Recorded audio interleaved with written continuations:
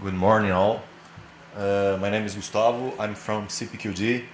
To introduce CPqD for those who don't know it, it's a non-private foundation, private profit foundation in the city of Campinas. It's almost 100 kilometers from São Paulo, and we hold the largest R&D program in Latin America in information and communications technologies. Okay. In 2016, we had a bidding from the Ministry of Science, Technology, Information and Communications and the National Bank of Development, of Economical and Social Development, that we did a consortium with McKinsey and Pereira Neto Advogado law firm that planned an action plan for IoT on Brazil. From that study, we alleged four priority areas or verticals to address in Brazilian IoT plan that are rural, health, smart cities, and also industry 4.4, 4.0. We're doing some brainwash with you here. Brazilians are saying, okay, 5G, remote areas, and agriculture, agribusiness. Why is that? Many people here said about the importance of agribusiness to our country, but there's a point here that nobody said yet. It's that in Brazil, almost half of the farmland is of big agro companies.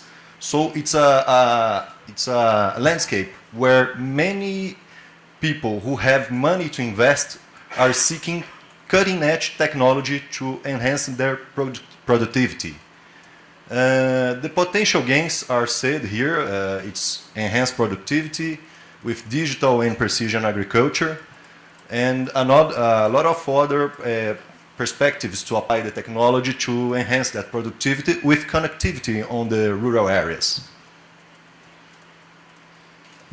CPqD has a project he's done with the largest sugarcane mill in Brazil, in the world, and this solution was an LTE solution for connectivity on a non-3GPP band. It's 250 megahertz, and we developed a Node B and an intelligent terminal that goes connected to the tractors, harvesters, and it gathers data to do the main goal of this project was to collect data from the machines to do predictive analysis of the machinery so they can do predictive maintenance. It's very costly for them to have a machine out of order. And this project here, we have the results, and they have the economies that they got, but the important thing here is the overall economies that they had. They will have 7 million per year of recurrent economies with this connectivity solution. And it only works with 4G. It's a gateway, a 4G gateway. What would be the potential gains with 5G technology? If we could put not only gathering data from the machinery, but also transmitting video from the field of every machine. So big data analytics on the premises of the farm could do the artificial intelligence processing. We do a lot of talking here about the vertical of rural, but Brazil has other verticals that are interesting for large sales and remote deployment. That would be the smart cities, public security is a subject of great interest. Smart grid 2.0, or some people are calling neural grids. Waste and management. In the industry 4.0, we have digital oil fields. Oil and gas sector has a large impact on Brazil GDP. Autonomous mining, we have some of the largest iron ores in the world here in Brazil, and that would be a great enhancement for them too. They lack connectivity. It's remote areas we're talking about. And transportation and logistics, it's a bottleneck here in Brazil. It would be a great thing to have that kind of connectivity to enhance productivity too. Remote healthcare is also a need from the Brazilian. It would be very nice to have something like that operating in our remote areas and cities far from the major cities. It would be of great benefit for the society. So we have here one of the projects we're working in partnership with Inatel and a lot of other institutions from Brazil and also from Europe. It's targeted on the low frequency bands. The trial is supposed to work on 700 megahertz band.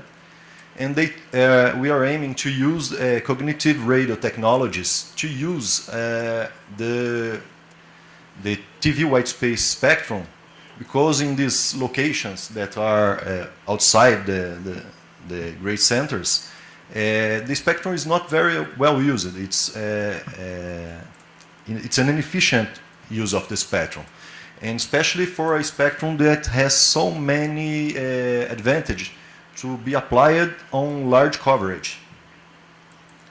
We know that also in UK they have something like the Rural First initiative. It's very similar to ours and is using also TV white space, and it's a curiosity, but BBC is also there working with them. So we see that broadcasters might have an interest in this if we have an infrastructure that can bring their signal to the users and at the same time open new revenue streams for them. We are also working in the NECOS project. It's Novel Enablers for Cloud Slicing. In this project, the main gain it points, it's the multi-domain slicing architecture. We also are working with a lot of institutions from here in Brazil and also in Europe. And it addresses virtual network functions, software-defined network, orchestration, and there are a lot of research associated with 5G in this project also. CPqD has other topics that it's not addressing exactly for 5G right now, but we established a study group inside CPqD that is analyzing our capabilities to address other challenges in 5G. So in AI analytics, we are studying the context-aware network issue and advanced analytics for the core automatization.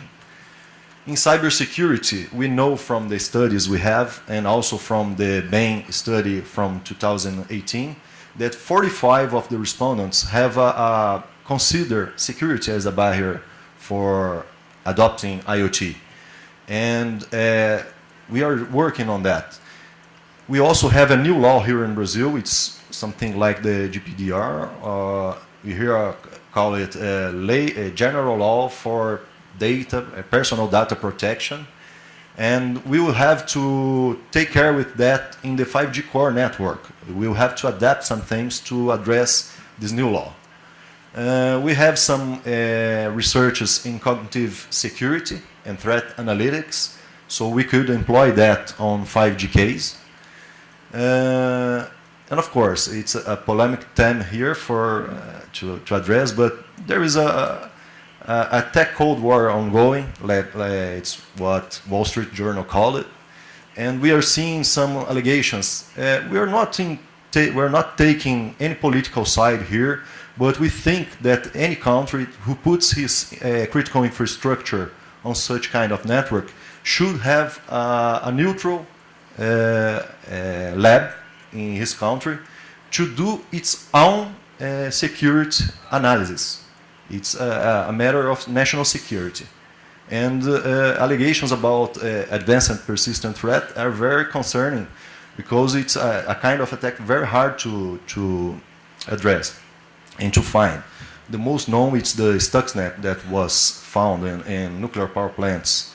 It's a concern here in Brazil that we are putting this kind of infrastructure, or any country, without having people tackling the research on this area to have confidence that it will be a thing we can address. And in optical communication, CPqD has a lot of experience.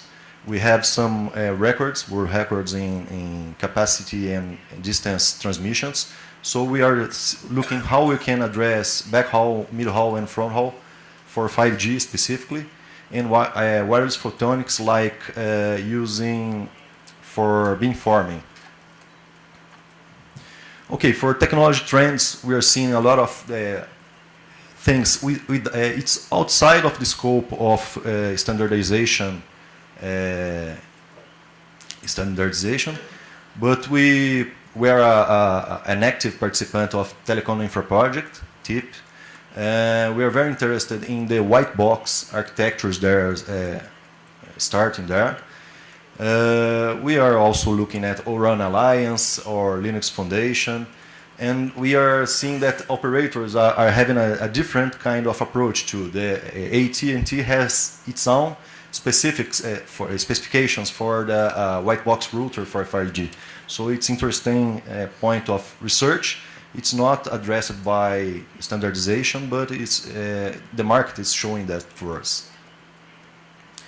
I'd like to only finish my presentation, say that 5G, in my personal opinion, won't be a deployment. It will be a agile journey. We have to experiment, we have to fail fast, and to innovate faster. We are not touching even this, we are scratching the surface of the matters now. We will discover a lot of new use cases that 5G will address, and we don't know it yet. Thank you very much.